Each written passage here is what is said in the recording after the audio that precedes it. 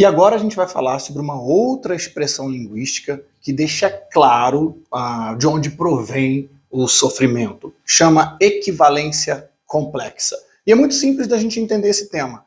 Equivalência complexa é quando você diz que uma coisa significa outra coisa.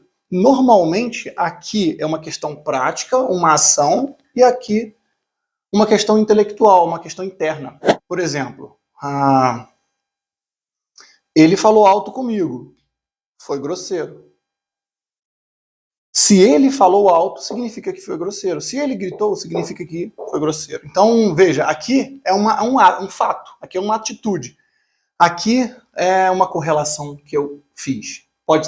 Essa correlação pode ter vindo da minha cultura, da minha escola, da igreja, dos meus pais, não importa como eu fui ensinado a acreditar que uma coisa significa outra. Mas aí, quando a gente faz isso, pode gerar inúmeros sofrimentos. Porque agora eu estou, de novo, estou em cima da minha opinião, tentando regular a realidade, tentando explicar a realidade. Não lembrou do nosso aniversário, significa que não se importa comigo. Não, significa que ele não lembrou.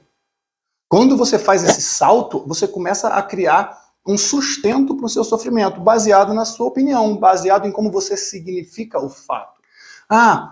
Chegou atrasado, significa que está se esquecendo de mim, significa que está vendo alguém. Não necessariamente, talvez seja interessante, toda vez que você pensar assim, você repensar e voltar para os eventos. O que de fato aconteceu? O que isso representa para você? Outras comuns. Não me entrega flores, logo, não me ama.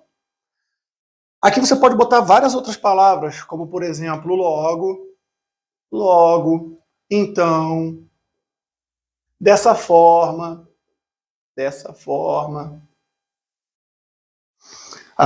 E muitas outras. Ele não fez aquilo. Sendo assim, então, logo. Quero muito que você comece a prestar atenção nessa expressão linguística. Você está chateado com alguma coisa? O que você acha que isso significa? O que você acha que aquilo que aconteceu significa? Será que não é por conta do significado que você está dando, que você está sofrendo agora?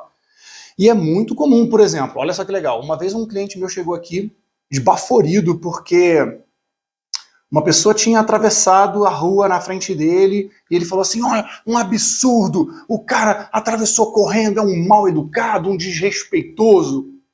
Se correu, aí ele falou, por que correu? Atravessou fora da faixa. Se correu fora da faixa, significa que é desrespeitoso, significa que é mal educado. Não, significa que ele correu fora da faixa. Então, uma abordagem, uma forma de se tratar disso aqui, que eu quero entregar para você, é que você volte aos fatos. Então, posso te perguntar uma coisa simples? O que significa se um homem tiver uma aliança de ouro no dedo anelar esquerdo? O que isso significa? Significa que ele tem uma aliança de ouro no dedo anelar esquerdo. Como eu já falei anteriormente, aquilo é uma equivalência complexa. Se você disser que por ter a aliança no dedo, aquela pessoa é casada, é uma equivalência complexa. Você pode estar errando. Então, o que significa que uma pessoa tem uma aliança de ouro no dedo anelar esquerdo? Significa que ela tem uma aliança de ouro no dedo anelar esquerdo. Ele fez isso, significa que é fraqueza, que ele precisa se esforçar, que ele não sei o quê. Então, começa a se atentar nisso. Equivalência complexa gera muito sofrimento, porque a pessoa não percebe que ela está criando um significado, como se fosse um fato, como se fosse real. Linka uma coisa que é normalmente, tá? Mas a gente pode linkar duas físicas, por exemplo, que ser casado pode ser considerado uma questão prática, né? Anel, casado. Então você pode, às vezes, colocar duas situações práticas ou duas emocionais. Ele é muito emotivo, significa que é carente. Olha só, duas internas. Não significa nada, significa que ele se emocionou tantas vezes. Ele é bagunceiro.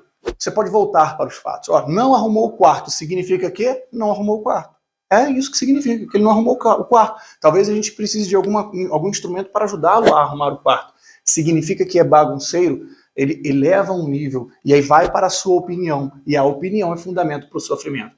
Então, se você tiver algum outro exemplo de equivalência complexa que você faz na sua vida, deixa eu saber. Reflete sobre isso, pensa quais você tem feito que estão te trazendo sofrimento e eu te aguardo no próximo vídeo.